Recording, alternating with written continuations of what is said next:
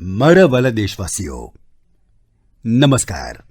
આપણા જીવનમાં કેટલીક તારીખો એવી હોય છે કે જેને યાદ રાખવા માટે કેલેન્ડર જોવાની જરૂર પડતી નથી. આજે 26 જુલાઈ એવી જ એક તારીખ છે. આજે કારગિલ વિજય દિવસ છે. આ દિવસ આપણને ગર્વથી ભરી દે છે. આ દિવસ આપણને વીર જવાનોના અદ્ભુત સાહસોની યાદ અપાવે છે. કારગિલની ઊંચી ઊંચી પહાડીઓ, ખરાબ હવામાન અને દુશ્મનોનો પડકાર, આવી બધી જ પરિસ્થિતિ આપણા જવાનો સામે હતી, પરંતુ તેમની હિંમત દરેક પડકારોથી મોટી હતી. તેમણે મા ભારતીની રક્ષા માટે પોતાનું સર્વસ્વ સમર્પિત કરી દીધું. આજે કારગિલ વિજય દિવસ પર હું બધા જ વીર શહીદો અને વીર સૈનિકોને શ્રદ્ધાપૂર્વક નમન કરું છું. સાથીઓ, આજનું ભારત પોતાના વીરોને માત્ર યાદ જ નથી કરતું, પરંતુ નવી પેઢી સુધી તેમની ગાથા પણ પહોંચાડે છે. આ ભાવના સાથે આ વર્ષે એ વિશેષ શૌર્ય વિજય યાત્રા કાઢવામાં આવી છે. 14 જુલાઈથી દિલ્હીના નેશનલ વોર મેમોરિયલથી શરૂ થયેલી આ મોટરસાઇકલ યાત્રા દ્રાસના કારગિલ વોર મેમોરિયલ સુધી પહોંચશે. એનો સંદેશ છે, one ride, one nation, one salute. આ યાત્રા આપણને યાદ અપાવે છે કે રાષ્ટ્ર માટે આપવામાં આવેલું બલિદાન ક્યારેય ભૂલી શકાતું નથી. સાથીઓ, આજે ભારત આપણા સૈનિકોના સાહસની સાથે સાથે પોતાની ટેકનોલોજીકલ ક્ષમતાને પણ સતત મજબૂત કરી રહ્યું છે. થોડા દિવસ પહેલાં ભારતીય નૌકાદળમાં આઈએનએસ મહેન્દ્રગિરીને સામેલ કરવામાં આવ્યું. આ આધુનિક યુદ્ધ જહાજ ભારતમાં જ ડિઝાઇન કરવામાં આવ્યું છે અને ભારતમાં જ બન્યું છે. એમાં 75%થી વધુ સ્વદેશી સામગ્રીનો ઉપયોગ કરવામાં આવ્યો છે. આ આત્મનિર્ભર ભારતની વધતી શક્તિનું પ્રતીક છે. આ જ મહિનામાં DRDOએ પિનાકા લોંગ રેન્જ ગાઇડેડ રોકેટનું પણ સફળ પરીક્ષણ કર્યું. આ સફળતા પાછળ આપણા વૈજ્ઞાનિકો અને ઇજનેરોનો સામૂહિક પરિશ્રમ છે. 2-3 દિવસ પહેલાં જ DRDOએ કુશા મિસાઇલનું પણ સફળ પરીક્ષણ કર્યું છે. સાથીઓ, આજે સંરક્ષણ ઉત્પાદન હોય, સંરક્ષણ નિકાસ હોય કે પછી મિત્ર દેશો સાથે રાજદ્વારી સહયોગ, ભારત સતત નવી ઊંચાઈઓ તરફ આગળ વધી રહ્યું છે. આ મહિનાની શરૂઆતમાં હું ઇન્ડોનેશિયામાં હતો, જ્યાં બ્રહ્મોસ અને અસ્ત્ર મિસાઇલો માટે એક મોટી સમજૂતી કરવામાં આવી છે. ભારતના સંરક્ષણ સાધનો અને ટેકનોલોજી ઉપર દુનિયાનો વિશ્વાસ વધી રહ્યો છે. આવો, આજે કારગિલ વિજય દિવસ પર આપણે આપણા અમર શહીદોને નમન કરીએ અને એક સુરક્ષિત, સક્ષમ અને આત્મનિર્ભર ભારતના નિર્માણના આપણા સંકલ્પને વધુ મજબૂત કરીએ. મારા વાલા દેશવાસીઓ, મન કી બાતના છેલ્લા અંકમાં મેં તમારી સાથે કેચ ધ રેઇન અભિયાનની ચર્ચા કરી હતી. મેં આગ્રહ કરેલો કે વરસાદના એક એક ટીપાનો સંગ્રહ કરવા માટેના આ અભિયાનને જન આંદોલન બનાવવામાં આવે. કેચ ધ રેઇનનો સંદેશ ખૂબ જ સરળ છે.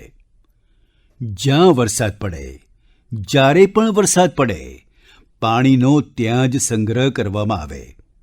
તેના માટે 4 જુલાઈથી દેશમાં એક વિશેષ અભિયાન ચલાવવામાં આવી રહ્યું છે. તે અંતર્ગત વરસાદના પાણીનો સંગ્રહ, ગ્રાઉન્ડ વોટર રિચાર્જ, જૂના જળસ્રોતને પુનઃજીવિત કરવા અને વૃક્ષારોપણને નવી ગતિ આપવામાં આવી રહી છે.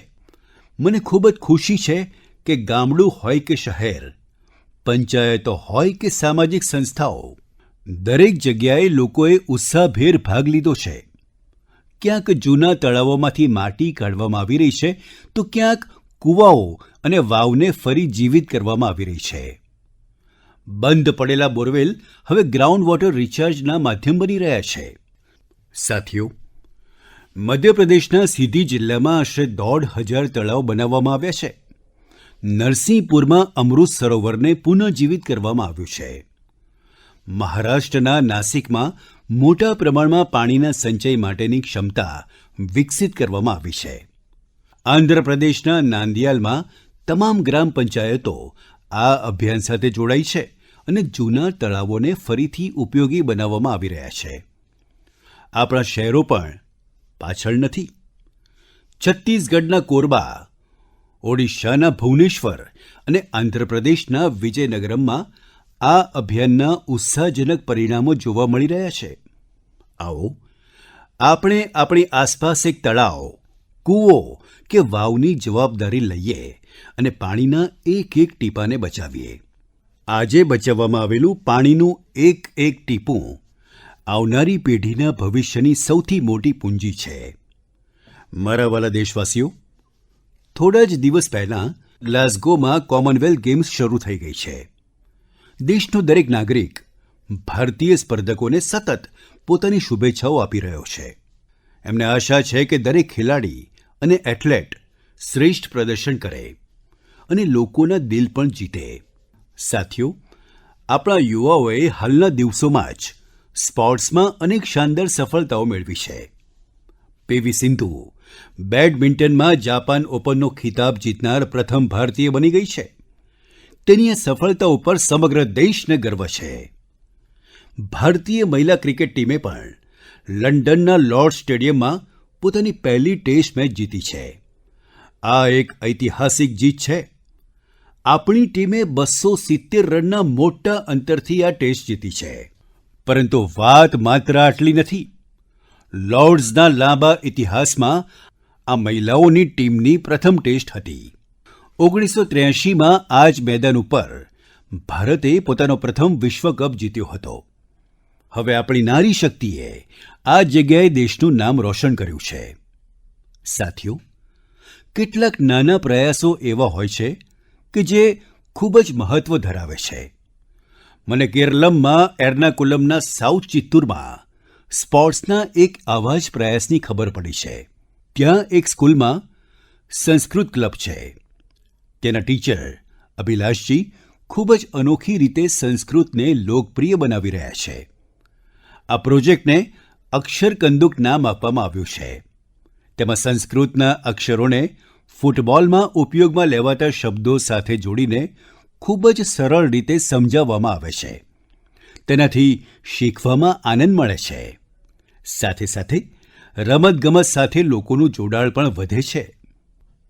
મારા વ્હાલા દેશવાસીઓ, ગયા રવિવારે વિક્રમ1ના સફળ લોન્ચથી તમામ દેશવાસીઓ ગૌરવ અનુભવી રહ્યા છે. આપણે તમામ ભારતીય સ્પેસ સેક્ટરની આ ઐતિહાસિક ક્ષણના સાક્ષી બન્યા. આ ખાનગી ક્ષેત્ર દ્વારા વિકસિત ભારતનું પહેલું રોકેટ છે. આપણા યુવા ઇનોવેટર્સે એ કરી બતાવ્યું જેની કલ્પના પણ મુશ્કેલ હતી. એમણે ગજબની સ્કિલ, પેશન અને પેશન્સ દેખાડ્યું. લાંબા સમય સુધી સ્પેસ સેક્ટર ખાનગી ક્ષેત્ર માટે બંધ રહેલું. આ ક્ષેત્રમાં રસ ધરાવતા અનેક યુવાનોને પોતાની પ્રતિભા બતાવવાનો અવસર મળી રહ્યો નહોતો. યુવાનોના હિતોને જોતાં અમે સ્પેસ સેક્ટરને પ્રાઇવેટ સેક્ટર માટે ખોલી દીધું. આજે તેના પરિણામો દુનિયા જોઈ રહી છે. સાથીઓ, આપણા યુવા સાથી સાયન્સમાં પણ ભારતનું મસ્તક ઊંચું કરી રહ્યા છે. સાયન્સ ઓલિમ્પિયાડ્સ દુનિયાની સૌથી મહત્વપૂર્ણ કોમ્પિટિશનમાં એક છે, જેમાં મોટી સંખ્યામાં સ્ટુડન્ટ્સ ભાગ લે છે. આ મહિનામાં જ ફિઝિક્સ, કેમિસ્ટ્રી, બાયોલોજી અને મેથેમેટિક્સના ઓલિમ્પિયાડ્સ થયા. આ કોમ્પિટિશનમાં ભારતીય ટુકડીનું પ્રદર્શન શાનદાર રહ્યું. ફિઝિક્સ ઓલિમ્પિયાડમાં આપણા 5 સ્ટુડન્ટ્સે ગોલ્ડ મેડલ જીત્યા અને ભારતે પ્રથમ ક્રમાંક મેળવ્યો. છેલ્લા એક દાયકામાં થયેલા તમામ ફિઝિક્સ ઓલિમ્પિયાડમાં આપણા દેશના સ્ટુડન્ટ્સે ગોલ્ડ અથવા સિલ્વર મેડલ જરૂર જીત્યો છે. કેમિસ્ટ્રી ઓલિમ્પિયાડમાં પણ આપણા વિદ્યાર્થીઓએ ગોલ્ડ મેડલ જીત્યા. આ અત્યાર સુધીનું શ્રેષ્ઠ પ્રદર્શન રહ્યું છે. બાયોલોજી ઓલિમ્પિયાડમાં પણ આપણા બધા સ્ટુડન્ટ્સે મેડલ જીત્યા. તેમાં એક ગોલ્ડ મેડલ પણ સામેલ છે. એ જ રીતે મેથેમેટિક્સના ઓલિમ્પિયાડમાં પણ આપણા વિદ્યાર્થીઓએ 2 ગોલ્ડ અને 4 સિલ્વર મેડલ પોતાના નામે કર્યા છે. મને દેશની યુવા શક્તિ ઉપર ખૂબ જ ગર્વ છે. મને એ જોઈને આનંદ થાય છે કે ભારતમાં ઓલિમ્પિયાડ્સ અને હેકાથોન્સનું કલ્ચર ખૂબ વધી રહ્યું છે. મને વિશ્વાસ છે કે દેશના વધુને વધુ યુવાનો આવા ફોરમ્સમાં પોતાનો ઇન્ટરેસ્ટ દેખાડશે અને ભારતનો તિરંગો લહેરાવશે. મારા વ્હાલા દેશવાસીઓ, જ્યારે કૌશલ્ય પણ હોય અને કંઈક કરવાનો જુસ્સો પણ હોય, ત્યારે તમામ માર્ગ સરળ બની જાય છે. કાશ્મીરની પરંપરાગત ચટાઈ વગુ માટે આજે જે પ્રયાસો થઈ રહ્યા છે તેમાં તેની ઝલક જોવા મળી રહી છે. તેને સરકંડે અને ધાનના પૂળા સ્ટ્રોથી તૈયાર કરવામાં આવે છે. આ ચટાઈ તૈયાર કરવાની પરંપરા વર્ષો જૂની છે. તેના માટે સૌપ્રથમ કાશ્મીરના કાદવવાળા વિસ્તારોની ઘાસ અને સરકંડેની કાપણી કરવામાં આવે છે. તડકામાં સૂકવ્યા બાદ તેની છટણી કરવામાં આવે છે અને પછી શરૂ થાય છે હાથ વણાટનું કામ. 2 કારીગરોને એક ચટાઈ બનાવવામાં લગભગ 4 દિવસ લાગે છે. આ ચટાઈ ખૂબ જ અનોખી પણ છે અને ઇકો ફ્રેન્ડલી પણ છે. એક મોટી વિશેષતા એ છે કે તમને ગરમીના દિવસોમાં તેનાથી ઠંડક મળશે, જ્યારે ઠંડીના દિવસોમાં તેનાથી ગરમી મળશે. પહેલાં તે કાશ્મીરના દરેક ઘરોમાં જોવા મળતી હતી, પરંતુ છેલ્લા કેટલાક વર્ષોથી તેનો ઉપયોગ ઓછો થવા લાગ્યો છે. એવામાં શ્રીનગરના ગુલામ હુસૈનજી અને તેમની દીકરી તંજીલાજીએ એક સંકલ્પ કર્યો છે. બંને વગુ ક્રાફ્ટની પરંપરાને નવું જીવન દેવા માટે લાગી પડ્યા છે. ગુલામ હુસૈનજી ખૂબ જ ગરીબ પરિવારમાંથી આવે છે. તેમને આ કાર્યમાં અનેક પડકારોનો સામનો પણ કરવો પડ્યો, પરંતુ વગુ પરંપરાને જીવંત રાખવાનો તેમનો સંકલ્પ અડગ હતો. જોતજોતામાં તેમના આ પ્રયાસોમાં અનેક લોકો જોડાવા લાગ્યા. ગુલામ હુસૈનજીએ આ કૌશલ્યને ખૂબ આગળ વધાર્યું. પોતાના આ કાર્યમાં તેમને સ્થાનિક કક્ષાએ સરકારી સહયોગ પણ મળ્યો. આજે ઝડપથી લોકપ્રિય બની રહેલી વગુ દેશના અન્ય હિસ્સામાં પણ પહોંચી રહી છે. મને આ પ્રયાસમાં જોડાયેલા તમામ લોકો માટે ખૂબ જ ગર્વ છે. આજે આપણા બધાનું જોર સ્થાનિક ઉત્પાદનો ઉપર છે. આપણે લોકલ ફોર વોકલના મંત્રને લઈને ચાલી રહ્યા છીએ. એવામાં કાશ્મીરની વગુ પણ તમારા ઘરનો ભાગ બને તે માટે એક વખત જરૂર વિચારજો. સાથીઓ, આપણા દેશમાં ચા એ માત્ર એક પીણું નથી, એક પોતાનાપણું પણ છે. સવારની શરૂઆત હોય, મિત્રો સાથે મુલાકાત કરવાની હોય કે પછી પરિવાર સાથે થોડો સમય વિતાવવાનો હોય, ચા દરેક પ્રસંગનો ભાગ બની જાય છે.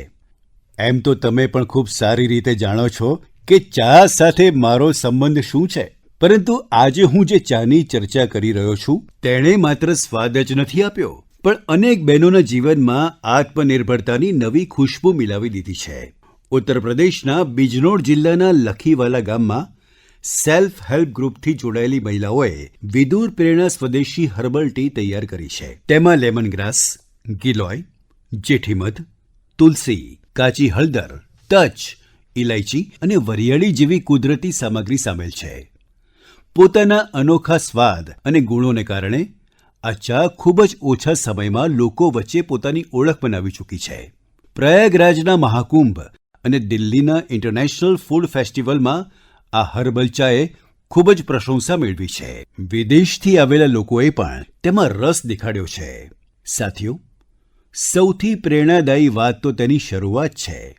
આ સમગ્ર પ્રયાસ માત્ર 1 લાખ રૂપિયાથી શરૂ થયો હતો. આજે આ બ્રાન્ડ દેશની મોટી સંસ્થાઓ સુધી પહોંચી ચૂકી છે. આ શરૂઆત આપણને બતાવે છે કે જ્યારે સ્થાનિક જ્ઞાન, પ્રકૃતિ અને મહિલાઓનો આત્મવિશ્વાસ સાથે આવે છે, ત્યારે એક નાનો પ્રયાસ પણ મોટા પરિવર્તનની શરૂઆત બની જાય છે. મારા વહાલા દેશવાસીઓ, આજે દેશભરમાં એક પેડ માં કે નામ અભિયાનના માધ્યમથી લોકો કુદરત પ્રત્યે પોતાની જવાબદારી નિભાવી રહ્યા છે. જ્યારે સમાજ આ ભાવનાથી જોડાય છે, ત્યારે ખૂબ જ પ્રેરક અને સુંદર ઉદાહરણો સામે આવે છે. સાથીઓ, અમદાવાદમાં જનભાગીદારીની અદ્ભુત શક્તિ જોવા મળી છે. ભાડજ વિસ્તારમાં 1 કલાકમાં 3.5 લાખથી વધુ છોડ રોપવામાં આવ્યા, જેમાં 25,000થી વધુ લોકો જોડાયા. સ્કૂલના બાળકો, એનસીસી કેડેટ્સ, સ્વયંસેવક અને સામાન્ય નાગરિક સૌએ આ અભિયાનમાં ભાગ લીધો. આવનારા વર્ષોમાં આ જ છોડો ગાઢ શહેરી વન બનીને ઉભરી આવશે. આ પ્રયાસને ગિનીઝ બુક ઓફ વર્લ્ડ રેકોર્ડમાં નોંધવામાં આવ્યો છે. સાથીઓ, એક પેડ માં કે નામ અભિયાન અંતર્ગત યુપીમાં પણ જનશક્તિનો અદ્ભુત સંકલ્પ જોવા મળ્યો. અહીં એક જ દિવસમાં 12 જુલાઈએ 35 કરોડથી વધુ છોડ લગાવવામાં આવ્યા. યુપીના સાંસદ હોવાને કારણે મારા માટે આ પણ વિશેષ ગર્વની વાત છે. મારા વ્હાલા દેશવાસીઓ, વૃક્ષ કેવળ મનુષ્ય માટે નથી હોતા, તે અસંખ્ય જીવોનો પણ આશરો હોય છે. ગુજરાતના ગીરના જંગલોમાં લગભગ 60 વર્ષો પછી ઇન્ડિયન ગ્રે હોર્નબિલ ફરીથી વસવાટ કરી રહ્યા છે. આ ગીરમાં વર્ષોથી થઈ રહેલ સંરક્ષણ અને પુનઃસ્થાપનના પ્રયાસોનું પરિણામ છે. હોર્નબિલને જંગલોનો ખેડૂત કહેવામાં આવે છે. તે ફળ ખાય છે અને બીજને દૂર દૂર સુધી પહોંચાડે છે. આ જ બીજથી જંગલમાં નવા વૃક્ષો ઉગે છે. આ રીતે એક પક્ષી જંગલને ફરીથી હર્યું ભર્યું બનાવવામાં મદદ કરે છે. હું આપ સૌને કહીશ, આપણે સૌ આપણા જીવનના વિશેષ પ્રસંગને પ્રકૃતિ સાથે જરૂર જોડીએ.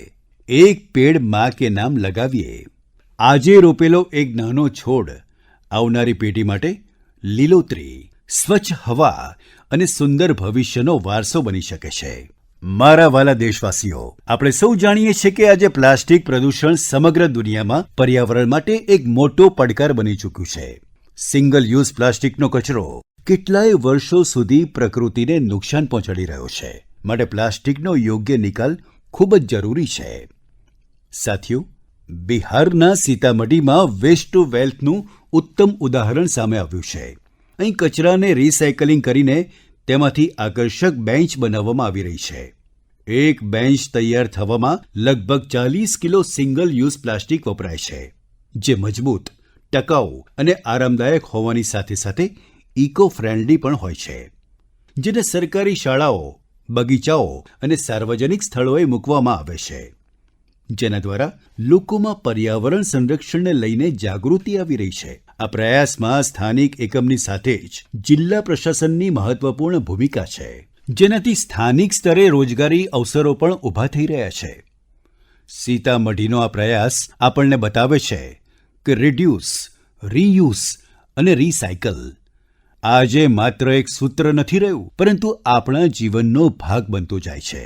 સાથીઓ, આપને યાદ હશે કે ગઈ વખતે મન કી બાતમાં મેં ગણેશ ઉત્સવની વાત કરી હતી. મેં આગ્રહ કર્યો હતો કે આપણે આપણા દેશની માટીથી જ બનેલા ગણેશજીની પૂજા કરવી જોઈએ. જે પીઓપીથી બનેલા ગણેશજી હોય છે અથવા તો વિદેશથી આવેલી ગણેશજીની મૂર્તિ હોય છે, તેના બદલે આપણે દેશની માટીમાંથી બનેલા ગણેશજીની ઘરમાં સ્થાપના કરવી જોઈએ. આ વિષય પર અનેક લોકોએ મને સંદેશ મોકલ્યા છે અને પોતાના વિચારો રજૂ કર્યા છે. લોકોએ કહ્યું કે તેમણે મારા આગ્રહને અપનાવ્યો છે. તેમણે સ્થાનિક માટીથી તૈયાર થયેલા ગણેશજીની સ્થાપના કરવાનો સંકલ્પ કર્યો છે. લોકોએ લખ્યું છે કે મન કી બાતમાં પહેલેથી જ આના ઉપર ચર્ચા થઈ, તેનાથી યોગ્ય સમયે સાચું પગલું લેવામાં મદદ મળી છે. હું ફરીથી આગ્રહ કરું છું કે આ વર્ષે ગણપતિ પૂજામાં દેશની માટીમાંથી બનેલ ગણેશજીનું તમારા ઘરમાં સ્થાપન કરો, તેમની પૂજા કરો. તમારો આ પ્રયાસ પણ એક રીતે પ્રકૃતિની જ પૂજા હશે. મારા વ્હાલા દેશવાસીઓ, હવે હું તમને એક એવા વ્યક્તિ માટે વાત કરવા માંગુ છું, જેમના વિશે સાંભળીને તમને ખૂબ જ ગર્વ થશે. એક એવી વ્યક્તિ જે સાયન્સ અને ઇનોવેશનના ક્ષેત્રમાં ઉત્સાહભેર કાર્ય કરી રહ્યા છે. દુનિયાભરમાં નામના બની રહી હોવા છતાં તેઓ પોતાના મૂળ સાથે ગાઢ રીતે જોડાયેલા રહ્યા છે. તક મળતા જ તેઓ આપણી માટીનું સન્માન કરવાનું નથી ભૂલતા. એ વ્યક્તિ છે મણિપુરના ડૉક્ટર રોનાલ્ડો લૈશ્રામજી. તેમનું નામ રોનાલ્ડો છે, પણ કામથી તેઓ એસ્ટ્રોફિઝિસિસ્ટ છે. તેઓ જાપાનમાં કામ કરે છે અને યંગ ગેલેક્સીઝના એક વિશાળ સમૂહની શોધ કરવાવાળી ટીમનો ભાગ છે. તમે જાણવા માગો છો કે વાસ્તવમાં તેમણે શું કર્યું છે? વાસ્તવમાં તેમણે આ પૂરા સમૂહનું નામ મણિપુરના એક સુંદર તળાવ સાથે જોડીને લોકટક પ્રોટો ક્લસ્ટર રાખ્યું છે. લોકટક તાજા પાણીનું એક મોટું તળાવ છે. લોકટક તળાવમાં તરતી ફૂમડી મળીને એક અનોખું લેન્ડસ્કેપ બનાવે છે. એવું લાગે છે કે વિશાળ સમુદ્રના નાના નાના દ્વીપ તરી રહ્યા હોય. એવી જ રીતે યુનિવર્સમાં પણ આ યંગ ગેલેક્સીઝ પણ એક વિશાળ આકારનું નિર્માણ કરે છે. આજે મણિપુરનું લોકટક માત્ર દેશના નકશામાં જ નહીં, પણ વિશાળ બ્રહ્માંડમાં પણ પોતાની ચમક દર્શાવી રહ્યું છે. આ ઉપલબ્ધિ બધા ભારતીયોનું ગૌરવ વધારનાર છે. તેનાથી આપણા યુવા સાથીઓને શીખ મળે છે કે તેઓ પોતાની પરંપરા સાથે જોડાયેલા રહીને પણ નવી ઊંચાઈઓ પ્રાપ્ત કરી શકે છે. આ એવા મૂળ છે જે તારાઓની દુનિયાને પણ ઝગમગાવી શકે છે. મારા વહાલા દેશવાસીઓ, થોડા જ દિવસો પછી 7મી ઓગસ્ટે આપણો દેશ નેશનલ હેન્ડલૂમ ડે ઉજવશે. આ પ્રસંગે આપણે આપણા વણકર ભાઈ બહેનોના કૌશલ્ય અને તેમની સર્જનશીલતાનો ઉત્સવ મનાવીએ છીએ. આપણા સાથીઓ પેઢીઓથી ચાલી આવતી પરંપરાઓને આગળ વધારી રહ્યા છે. સાથીઓ, હાથ વણાટથી બનેલું દરેક વસ્ત્ર કોઈને કોઈ ક્ષેત્ર, સમુદાય અને તેની સાથે જોડાયેલા અસંખ્ય લોકોની વાત સામે લાવે છે. આ એ લોકો છે જે ગર્વ સાથે ભારતના સાંસ્કૃતિક વારસાને જાળવી રાખવા માટે લાગેલા છે.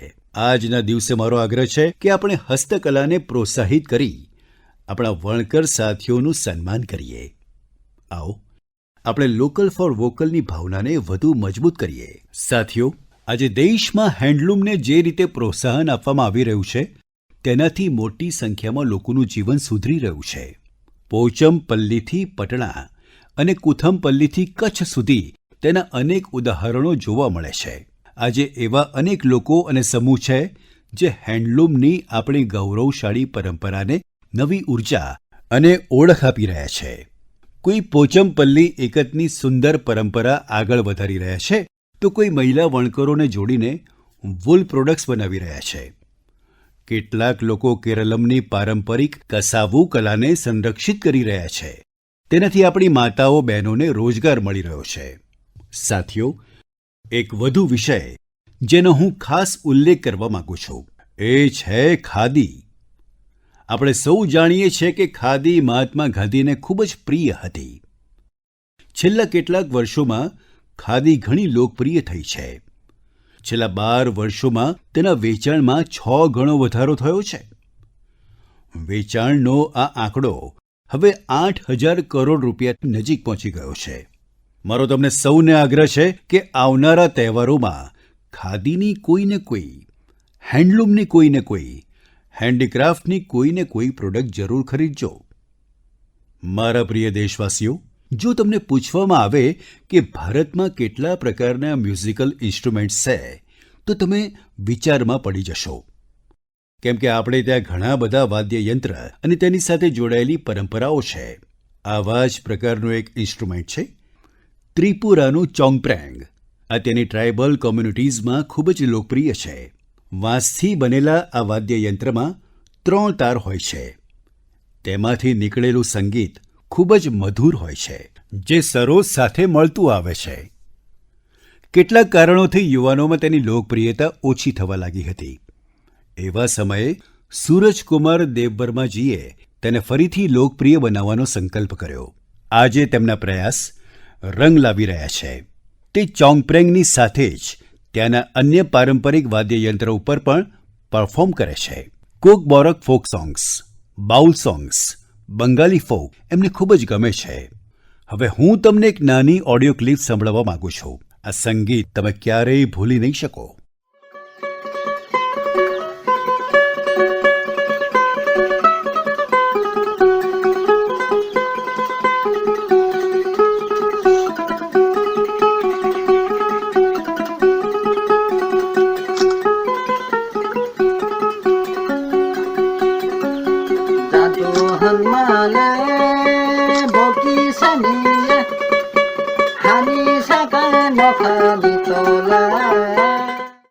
સાથીઓ, મને વિશ્વાસ છે કે આ સાંભળીને તમારા મનને બહુ સારું લાગ્યું હશે.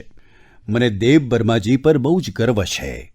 પારંપરિક સંગીતને લોકપ્રિય બનાવવાનો તેમનો પ્રયાસ ખૂબ જ પ્રશંસનીય છે. મારો આગ્રહ છે કે તમે પણ તમારી આસપાસના પારંપરિક વાદ્યયંત્રની જાણકારી સોશિયલ મીડિયા ઉપર જરૂર શેર કરો. તમારી આ કોશિશ બીજાને પણ પારંપરિક ભારતીય સંગીત માટે જરૂર જોડશે. મારા વહાલા દેશવાસીઓ, કાલે 27 જુલાઈએ ભારત રત્ન ડૉક્ટર APJ અબ્દુલ કલામજીની પુણ્યતિથિ છે. ડૉક્ટર કલામના વ્યક્તિત્વમાં અનેક પ્રેરક રૂપ હતા, પરંતુ તેમના હૃદયની સૌથી નજીક એક શિક્ષકની ભૂમિકા હતી. તેઓ બાળકો અને યુવાનોને મોટા સપના જોવા માટે પ્રેરિત કરતા હતા. યોગાનો યોગ આ જ અઠવાડિયે આપણે ગુરુ પૂર્ણિમાનું પાવન પર્વ પણ મનાવીશું. આપણા માતા પિતા આપણા પહેલા ગુરુ હોય છે. શાળામાં શિક્ષક આપણને અક્ષર જ્ઞાન આપે છે. ગુરુ પૂર્ણિમા આવા તમામ ગુરુઓ પ્રત્યે કૃતજ્ઞતા વ્યક્ત કરવાનો અવસર છે. હું દેશના તમામ શિક્ષકો અને ગુરુજનોને શ્રદ્ધાપૂર્વક વંદન કરું છું. સાથીઓ, થોડા જ અઠવાડિયા પછી આપણે આપણી સ્વતંત્રતાનું મહાપર્વ પણ ઉજવીશું. 15 ઓગસ્ટ દરેક ભારતીયો માટે ગર્વનો દિવસ છે. આ અનેક વીરોને યાદ કરવાનો દિવસ છે, જેમણે ભારત માતાની સ્વતંત્રતા માટે પોતાનું સર્વસ્વ અર્પણ કરી દીધું હતું. તેમના ત્યાગ અને તપસ્યાને કારણે આજે આપણા હાથમાં તિરંગો છે. આ તિરંગામાં આપણા બંધારણના આદર્શ છે. સાથીઓ, છેલ્લા કેટલાક વર્ષોથી હર ઘર તિરંગા અભિયાને સમગ્ર દેશને એક અદ્ભુત ભાવના સાથે જોડ્યો છે.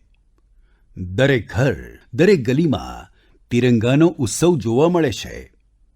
આ વર્ષે પણ આપણે હર ઘર તિરંગા અભિયાનને પૂરા ઉત્સાહ સાથે આગળ વધારવાનો છે. પોતાના ઘર પર પૂરા સન્માન સાથે તિરંગો ફરકાવવાનો છે.